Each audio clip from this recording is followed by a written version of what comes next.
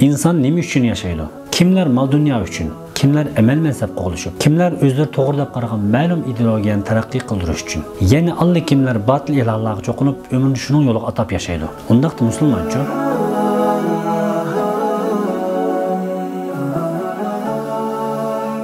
Müslüman kişi bu dünyadan ko'chgandan keyin oxiratdan iborat sud maydoni, abadiy hayot tushunchasi bo'lganligi uchun butun hayotini oxiratlikni o'ylagan asosda yashaydi. Vaqtini behuda ishlar bilan isrof qilmaydi. To'plagan mol dunyosining zakatini berish bilan birga qo'ldan kelishcha xayrli ishlarga sarf qiladi. O'qigan ilmini dunyo oxiratlik uchun manfaatli bo'lgan ishlarga ishlatadi. Demak, musulmon dunyoni bir butun tark etadigan yoki dunyolik manfaat badaliga oxiratni setib turgan kishi emas. Balki Alloh taolo o'rgatgan Robbana atina fid dunya hasana va fil oxirati hasanatan va qina azaban nar. Ey Parvardigorimiz, bizga dunyoda yaxshilik ato qilsizlar, oxiratda yaxshilik ato qilsizlar, bizni do'zax azobidan saqlasizlar degan duo bo'yicha dunyo oxiratlikni tangpon holatda elib mangdi. Oxirat hukmi musulmon bilan musulmon bo'lmaganlarning orasida eng aniq ayirib beradigan bir hukm. Hamma narsa modda bilan o'lchilayotgan, dunyolik birinchi o'rin qo'yilayotgan, kuchlikning degini degan, qilgan bo'layotgan bugungi dunyoda o'lilish nisbatan eng bayashat davlatlarda hammadan yuqori ekanligi odamni haqiqatan o'ylantirdi. Chunki bir kishining o'lilishi dunyo hayotidan huzur, baxt topolmaganligi uchun dunyodan zerikkanligi, dunyo hayotini ma'nisiz qilganligi uchun bo'ladi. Aslida dal aksicha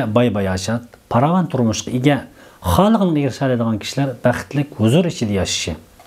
Dunyodan zerikmasligi, o'lishni xohlamasligi kerak edi. Lekin natija biz degandan dal aksicha bo'layotganligini ko'ryapmiz. Undaqda buning sababi nima? Buning sababi dal oxiratdan iborat yangi bir hayotlikning borligiga ishonmaganligida. Dunyoda qilgan yaxshi-yomon ishlar uchun oxiratda jazo mukofotga erishadiganligini o'ylanmaganligida. Dunyoda shuncha jafo mushaqqat yashab o'lgandan keyin hamma biroq yo'q bo'lgan ekan, bundoq oxir yo'q, aniq hayotni yashashga arzimaydi deb qaraganligida. Lekin musulmon uchun dunyo hayotidan yaxshi va baqiy bir hayot bor. Va ma indallohi xayru va abqa. Allohning dargohidagi har qanday narsa eng yaxshi va baqidir. Alloh taolo bu oyatda oxiratdagi ma'lum narsani, jannatni yoki kavsarni va yoki jannatda berilgan turli noz-ne'matlarni yaxshi va baqiy demasdan, arab tilidagi ma har qanday narsa degan so'z bilan ifodalab, oxiratdagi biz bildigan, bilmaydigan har qanday narsaning dunyodagi yaxshi va baqiy ekanligini aytadi. Dunyo hayotidagi har qanday narsaning yaxshi va baqiy narsalar bor bo'lgan bir hayotlikni bilgan. Shunga erishishni haqiqiy orzu qilgan mu'min sizcha hayotini qanday yashaydiganda? Bundoq musulmon dunyolik har qanday bir narsaga bog'langanida va yoki nafsining kayniga kirib Allohning buyruqlariga xiloflik qilgan bir ishning levik kelib qolganida bu oyatni esiga oladi.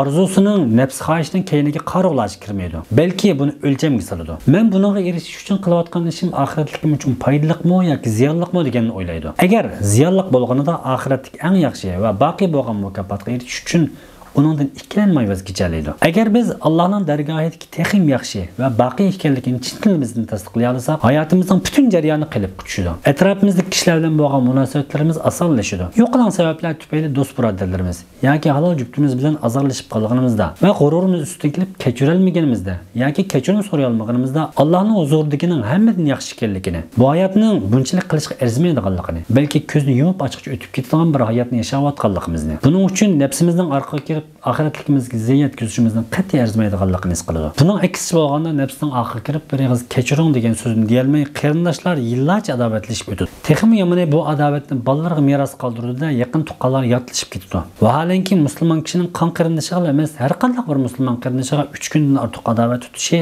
payg'ambar alayhisolamning so'zi bilan harom qilingan. Demakki, musulmon bu oyatni har vaqt esda tutganida oyat kundalik turmushining bir qismiga aylanadi. Tanlashlari, yaxshi ko'rishlari, to'laydigan bedeller uchun o'lcham bo'ladi. Oxirat u har doim o'ylaydigan tushuncha bo'ladi. Undaqda endi biz o'zimizga qarab boqaylik. Bugungi kunda biz musulmonlar haqiqatan oxirat tushunchasiga loyiq yashayotamiz. Bu haqda hammamiz chunqur o'ylanib boqishimiz kerak. Musulmon kishi o'limning bu dunyo hayoti uchun oxirlashish, oxiratdagi abadiy hayot uchun boshlanish ekanligini, o'limning har vaqt kelishi ehtimolliqi borligini, hech qanday bir insonning ajalining oldin belgilanmaganligini, shuning uchun yuqorida o'tganimizdek har qanday ishimizni oxirat tushunchasiga uyg'un holatda qilishimiz kerakligini bilsakmi, nafs xohishimizdan keyin kirib g'aflat qilyapmiz. Mol dunyo topganlarimiz topgan mol dunyosiga nisbatan qarshi to'g'ri bo'lmaganlikdan mol dunyolari o'z ilkida menga yo'qolgandek muomala qilyapti. Topganlarning Alloh taolaning sinoq uchun o'ziga berganligini unutib qilyapti-da, Allohning haqqini ado qilmayapti. Vatan millatning manfaati sarf qilmayotdi. Mol dunyo tepishda vosita tanlamayotdi. Ilm o'qiganlarimiz faqat ma'lum xizmatga,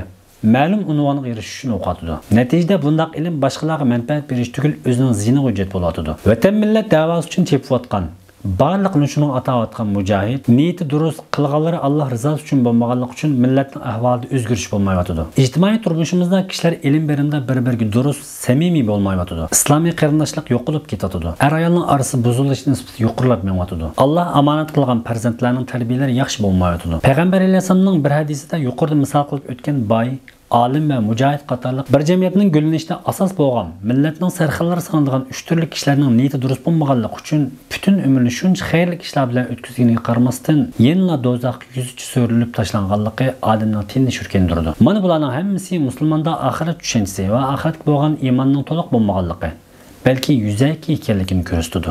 Alloh taolo bu ulug' kunlarda har birimizning iymonini kuchlantirib bersin. Islomiy tuyg'u, oxirat tushunchasi ato qilsin. Qalbimizni saf iymon bilan zinnatlasin.